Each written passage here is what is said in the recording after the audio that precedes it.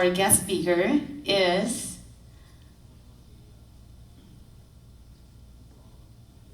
Judge Adam Yang, Ramsey County District Judge.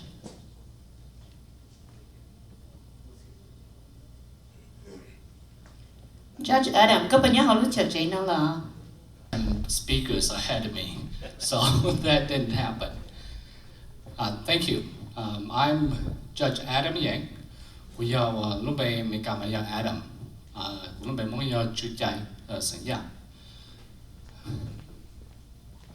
So I do have a PowerPoint presentation. We tested the technology prior. You know, the thing with technology is it doesn't work when you want it to. So we'll see. Okay.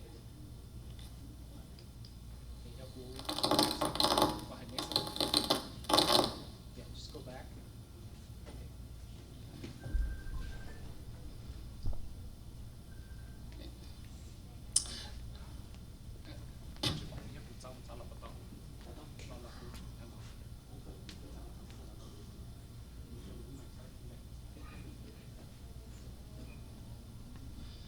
Okay, so I'm going to be doing this in both Hmong and English.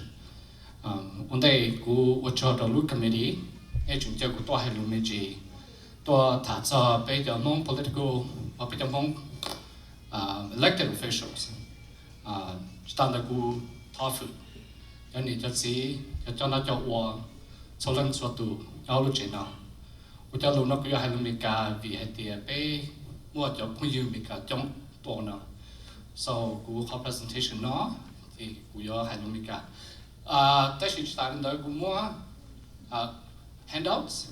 There's some papers, documents on your table. So that's on the PowerPoint presentation. And my purpose of today's event is to provide insights and the statistics on the number of Hmong elected officials since we came to the US in the past 50 years. So we're talking about Hmong elected officials. Nhà thế này chụp bỏ nè, thì cũng tôi muốn cho ít tuần tới nhân đến lúc trống á, ok thì cái sự hiện diện nó là tiền người theo biển ở chỗ này. My presentation is a little bit dry, so this is why I think it's more fun. It's like attending a history class. Who wants to go to history class, right? So currently there are 39 elected officials, Hmong elected officials in the U.S.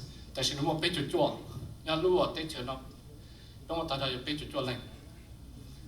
In Minnesota, more Senator Hurd, Senator Susan Pa, and Senator Du Xiong.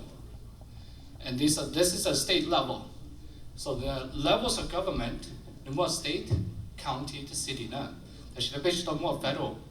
Federal branches of government, people executive branch, legislative branch, the judicial branch. People at the Jay Xiong, Senator Hurd, judge. That's the big boys of Benya, or her branches too. The her branch executive no money could be a legislative branch. Executive branch, the judicial branch, okay. So for example, on the legislative, you have the senators, the representative, the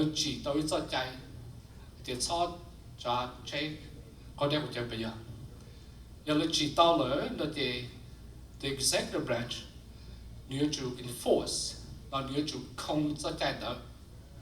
亦都整每段係要揸車，我哋好做，亦都整事一段地到來，你哋the judicial branch, big judges, will the enforcers, 俾人就注解 ，okay, so legislative 要做指導 ，executive 要做控導，有 judicial 要做主導，就指制、控制、主制。So in Minnesota, you got Senator Hurd, Senator Susan Parr, Senator Dusong, and Representative Ethan Char. Fu Lee, Jay Xiong, Liz Lee, Samantha Fa, Xiong Po Lee, they're our legislators. Nyata judicial, they big more to judges. Yaku, Judge Doe, Judge Paul Yang, and Judge Sophia Willow. Bemwa Commissioner Mai Chong Xiong, Mai Chong Maniak, county level. Okay, Buto City, they pay more to Broken Park, City Council, Amanda Xiong, Maplewood, City Council Chumbury, Daniela Marshall, City Council C. Moore Lesky, St. Paul. In St. Paul, we do have the mayor, Mayor Goldie Her, and let's see, is it there? Okay, so St. Paul, we do have council member, Nelsie Yang. So, Daniel, Minnesota. And the next one is the state of California. So, in California, Bengwa mayor, Vong Moanatu, and then Bengwa to city council members. California more auto judges now. Judge Paul Low, tell Judge Paul Low. Muto, Michigan, Oregon, Wisconsin, North Carolina. Michigan, man, people to state representative, Mai Xiong. Okay, the legislative branch. The Oregon, people to city council member, Mai Va. Wisconsin, military who commissioner. So Wisconsin has two equivalents of rank of commissioners, like Mai Chong Xiong.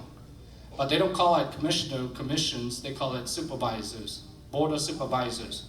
So Wisconsin has, for Dane County, and also for Meriden County, they have Supervisor Brenda Yang for Dane County, and for Meriden County, they have Supervisor Yiling Xiong, okay?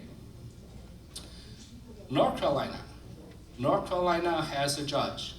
North Carolina mới to Nai San, Tai Va, okay. And Tai is with the Montgomery County District Court.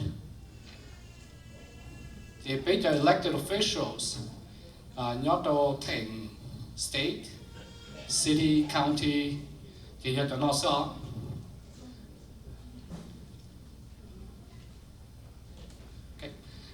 Next page.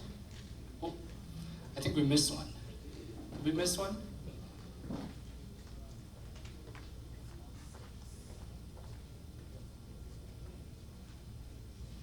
Okay.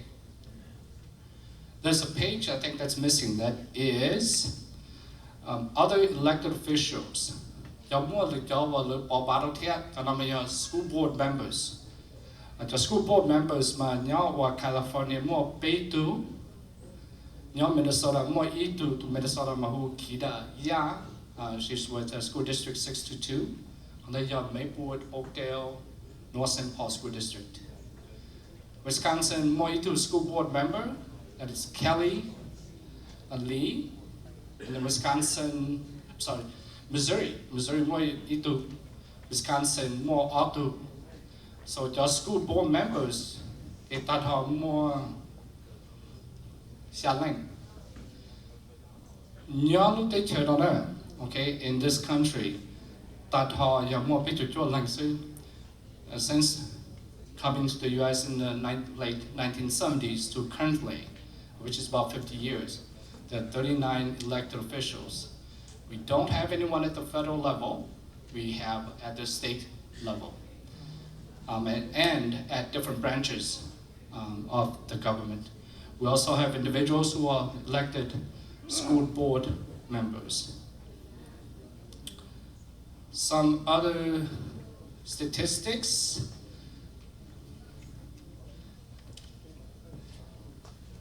Okay, so in Minnesota, there are 78 licensed Hmong attorneys. This list does not include law graduates. So there are some law graduates, I mean, they're law students, and they graduated, but they either chose not to take the exam, or they chose to take the exam but didn't pass it. So when you don't pass the bar exam, you don't get to be an attorney. You don't get to be licensed. This list of 78, I'm not including those who voluntarily suspended their licenses. So we have Senator, or former Senator Mimoy.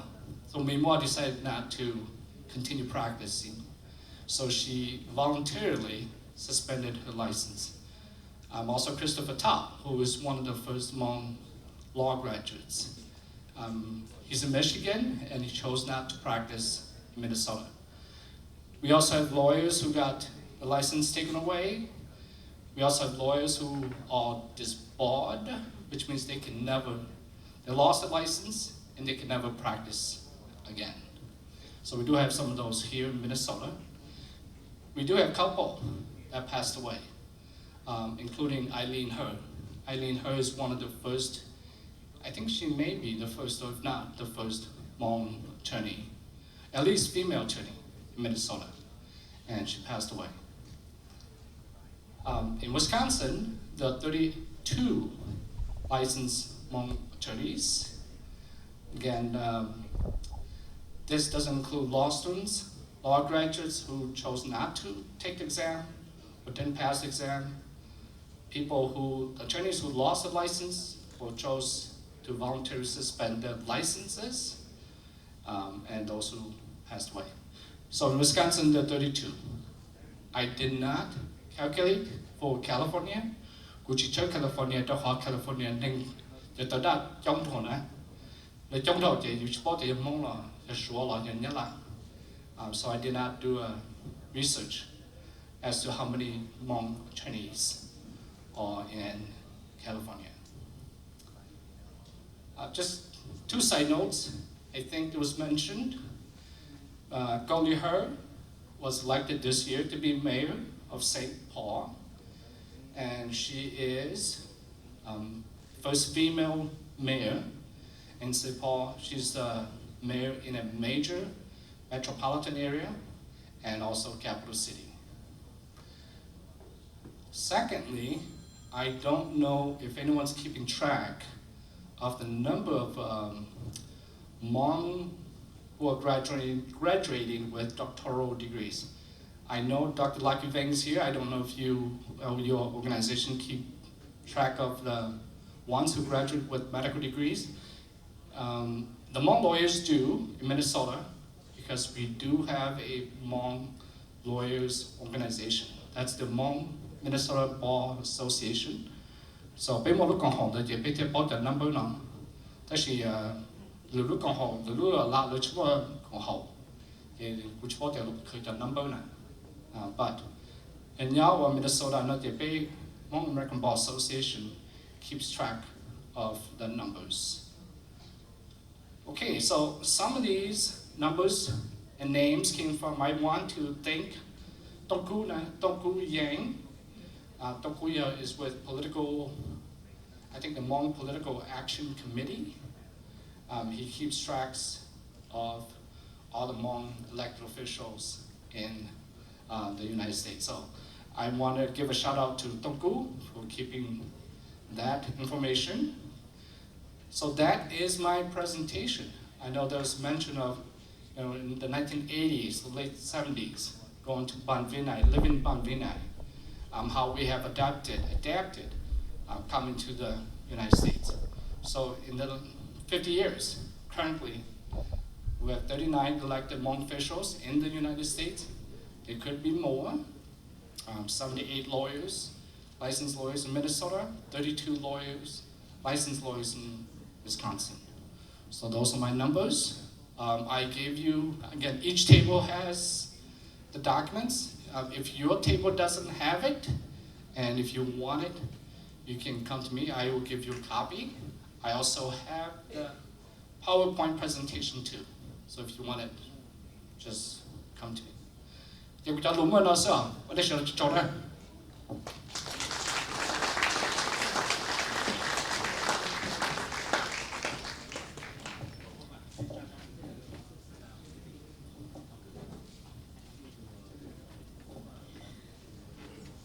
Thank you, Judge Adam Yang.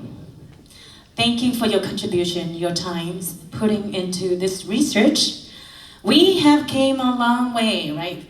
45 years, 50 years, we're talking in Bandinai. And today, with the report, we have made huge progress. However, there's still many more years to go. So, with that being said, let's give another round of applause to Judge Adam Yang. Zimo bây hồ tụ guest speaker tuần đây là có bây giờ chỉ xỉa lúc xí hầm. Giờ linh đợi nó kể cú thọ hù bây tụ special guest speaker tua Thái Tây tua nia bây tụ representative from Thailand. His name is Va Meng Cha. Are you in the house? Thọ cha có là sổ sát thiên nào. Please help me welcome representative from Thailand. Va Meng Cha to the podium.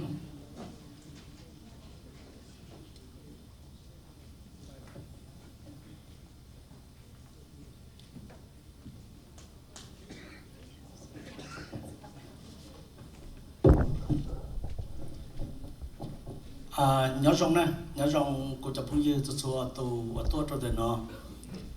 Tới giờ quý hai lùng hóng sữa, cho họ tàu cũng nhớ tới giờ thái tàu bé châu tại sông chỉ sĩ lù mấy cái là chỉ hai tàu lại, thì quay lù hóng sữa thật chỉ nên sẽ được số đó nè. Nhớ rồi ý chọn phong dư và cho phong dư uống lưỡi cho rồi thì cho nó cho nhớ cho họ lũ cộng họ nó. Còn đây nó cũng bề vừa và mình sinh ra nó cũng nhớ trâu tới giờ thái tua nhớ trâu rồi bà kia sinh phải giàu cô khởi đến nụ cô nhớ trâu hậu dân thật trò do cô mua cứ tròn nhện trò trâu đó tên trâu và đó tên Pama cô trò hậu Napo thía cô trò hậu Vĩ này cô trò Alusun chú sinh chấp lời cô trò tí lô chủ phòng thía trò cho phong dư cho tua mỗi phần sửa ôn đau là tàu cũ có thể tàu tua sợ để nó tuần trí này của chúng sẽ chấp lại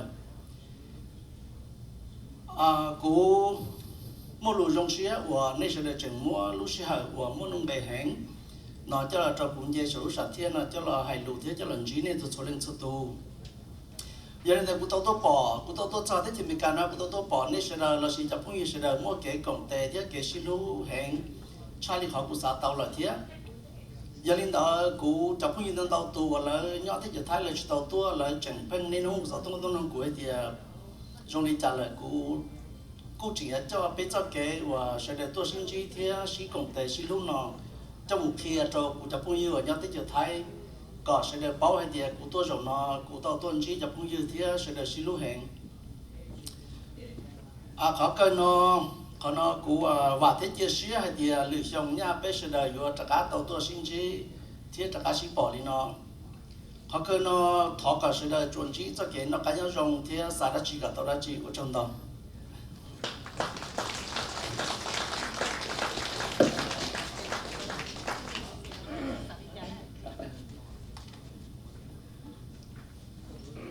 So I just want to briefly summarize. I was just told that maybe it would be helpful to briefly summarize. I'm not the best, but be patient with me.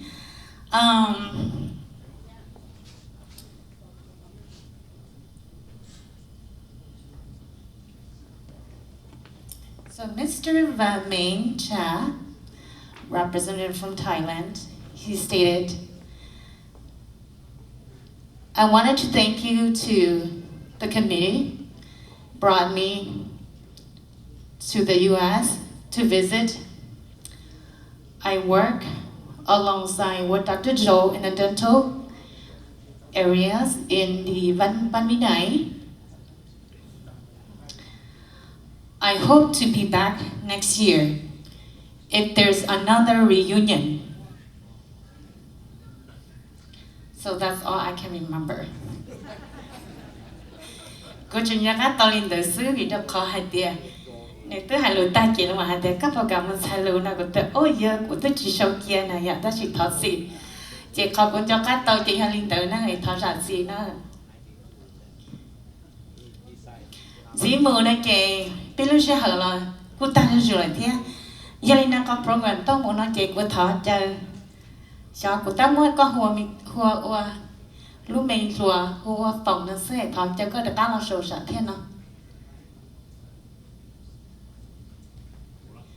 Ấy cái là thả sang bên từ guest speaker next.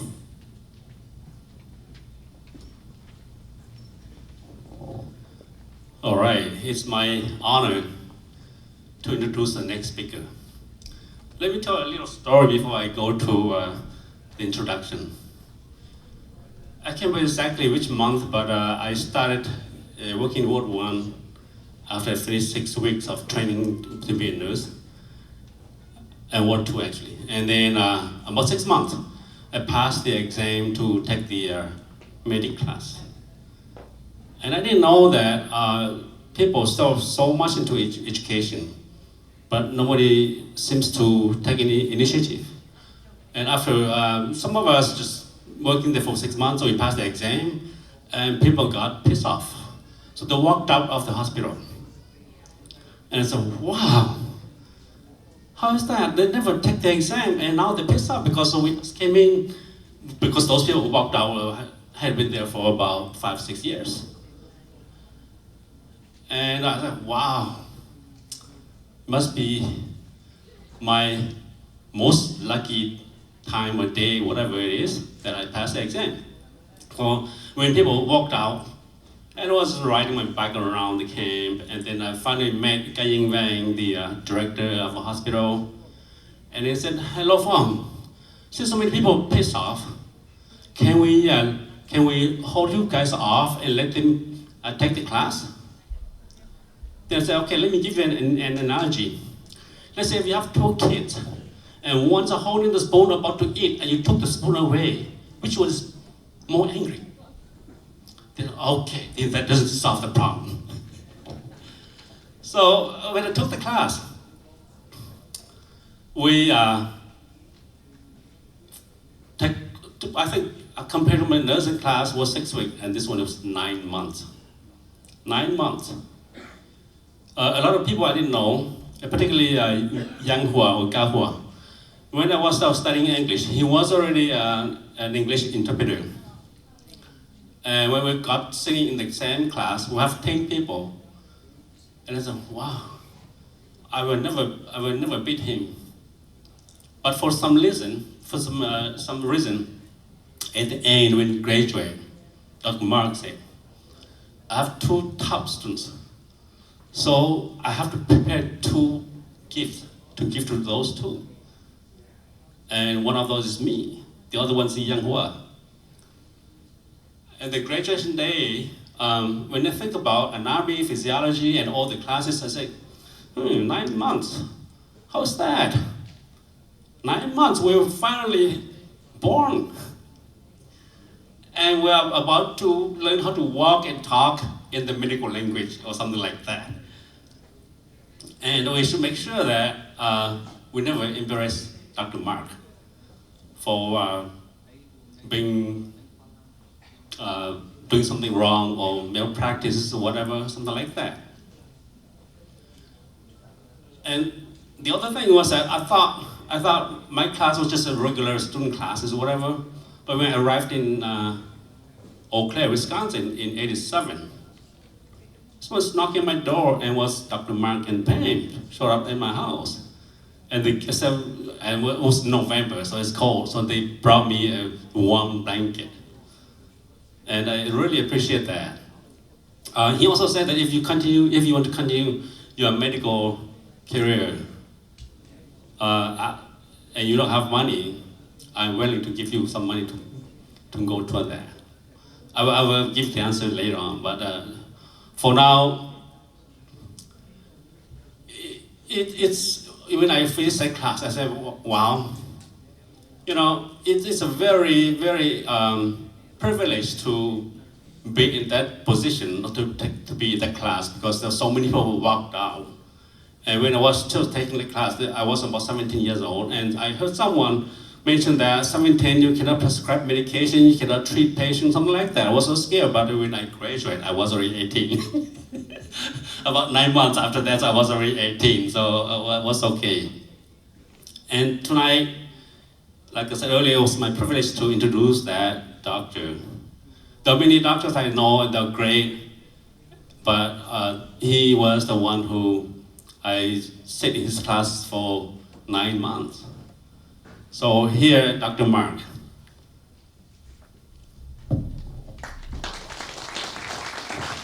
Okay, why don't you come up here too, so if you have a few words to say too.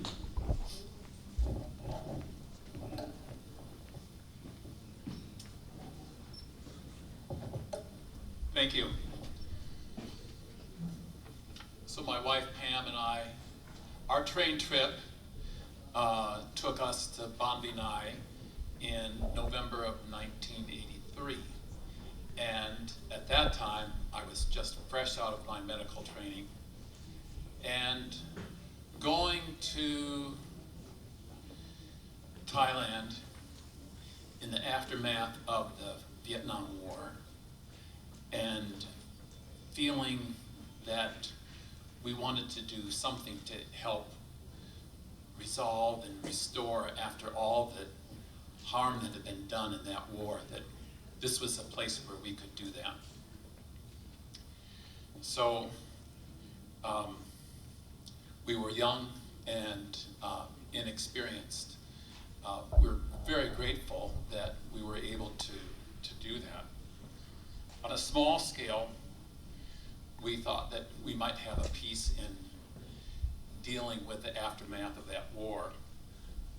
That's what we came with. When we left, we had the experience to see young men develop and grow up and to do the work of someone who had far more education in taking care of sick people in the hospital and in the outpatient area. And it was amazing to see how hard they worked and how dedicated they were. So, a couple of stories. One of the we learned while we were there important things. And one of the things we learned is that sometimes we do things with good intentions and it doesn't always work out and it backfires. So World Vision had a project of making large water pots that took in the water and stored the water that came off of the sheet metal roofs in the residential areas. So we had the outbreak of dengue fever while we were there. Both Pam and I got dengue fever. And so dengue fever is transmitted by a mosquito that lives in, the larvae live in standing water. So where is the standing water in the camp? We went around to take a look. We looked in the 40-gallon water pots that World Vision had built, and guess what? There were thousands of mosquito larvae in these water pots. So, good intentions of storing the water, not so good in not covering them up to keep the mosquitoes out.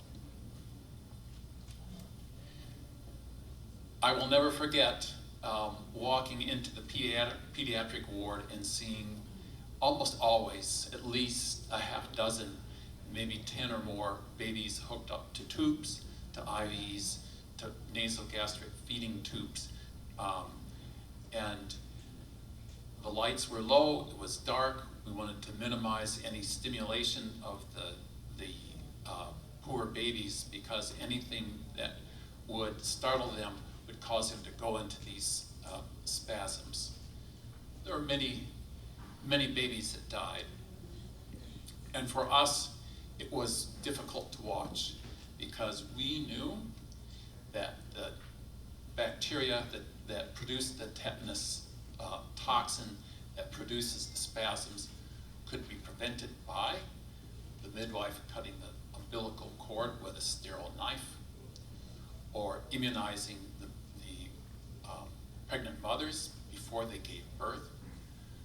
What we didn't know how to do was to gain the trust of the leadership, probably most importantly, but also of the midwives and the mothers. Pam can tell you the story about what we did try to do with education with the tetanus vaccine. So that was, I will always remember the pediatric ward.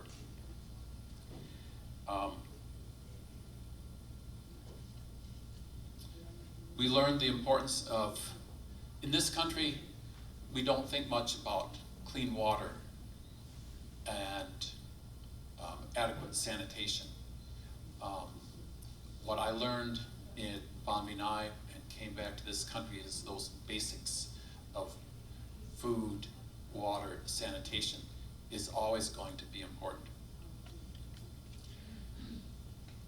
This morning, my wife and I went to the Landmark Center in St. Paul and saw a great display of the achievements of the Hmong here in Ramsey County.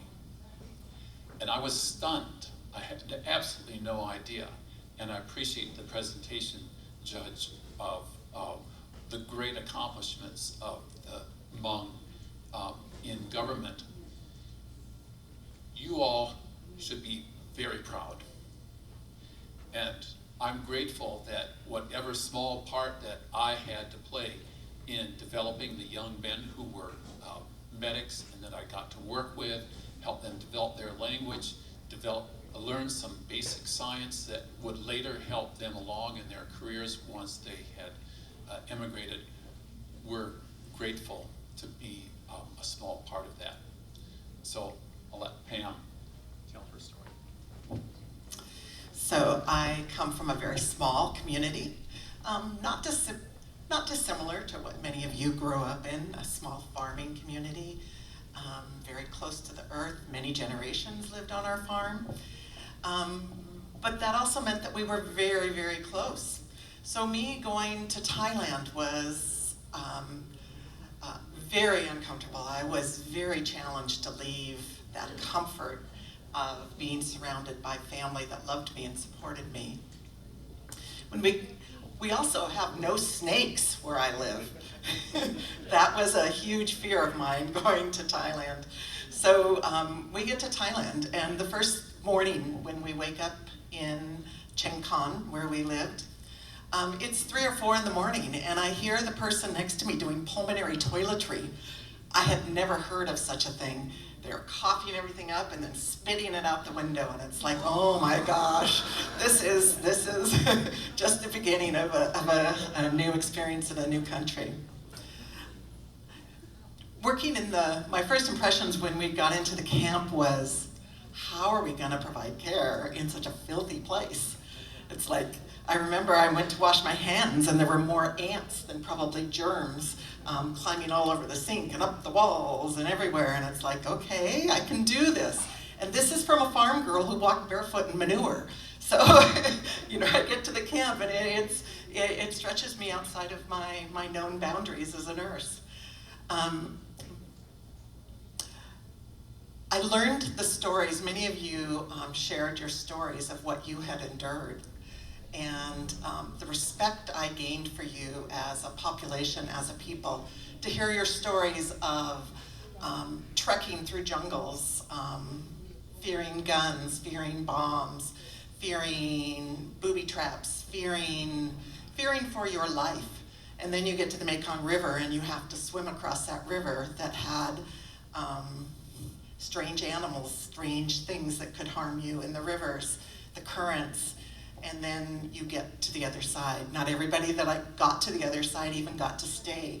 And so there were many challenges you faced to just get to Bon Vanai, to get to a country. The eagerness and the intelligence of this group of young men that we had the privilege of working with.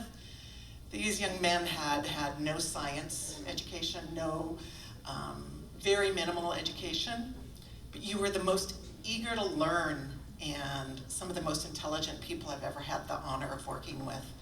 You poured your heart and your soul into learning so that you could take care of your people. And that was true blessing for me to get to see and to experience.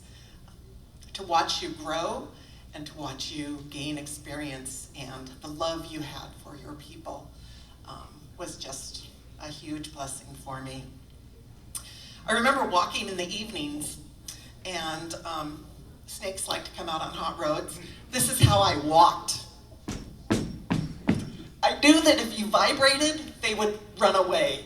That's how afraid I was of snakes and how much I had to learn. Some of my funny stories, Mark mentioned vaccines.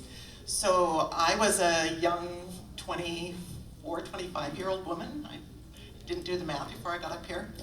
And there was huge vaccine hesitancy. People didn't want to have their tetanus vaccines. So every month we would organize a community event. We put together packets that had a clean razor blade, clean string, and we would go out to the communities and we would hand these out, hoping that they would use these clean instruments to cut the umbilical cord of their babies. And we would try to offer tetanus vaccines.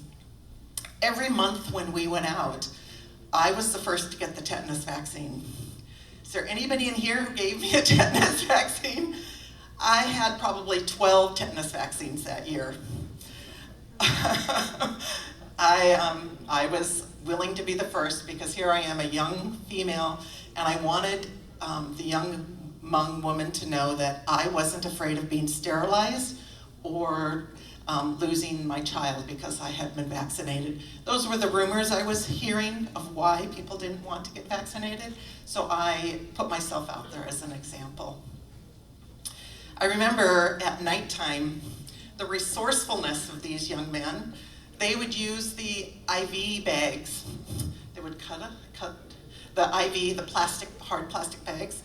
They would cut a hole in it, turn it upside down, put a stick under it, and have a string. And they would catch rats, and that would be what they would eat. I think the record I remember is like 65 rats caught in the hospital in one night. And those were things that the guys would eat. I remember the buckets that you received and the beautiful jewelry you made out of the buckets that you received. I have one of those beautiful necklaces at home. And probably my favorite story, I'm teaching nurses about nursing. And granted, I'm taller than most of the men were in my class. And we're talking about gestation periods, how long it takes for you to have a baby. And one of the young men says, Mrs. Schlotteroff, you're bigger than us. Is your gestation period like an elephant? True story, true story. I will say no, it wasn't like an elephant, but I did come home from Bon Vanai pregnant, and it took me 10 months to have a baby, so a little bit longer. 10 months and 10 pounds. So with that, I'll close. Thank you so much for inviting us. I've had the honor of staying minimally in touch with Lor Fong all these years, and it's been truly an honor. I have to say my experience there taught me about the importance of diplomacy, the importance of respecting other cultures, and you made me a better person. Thank you.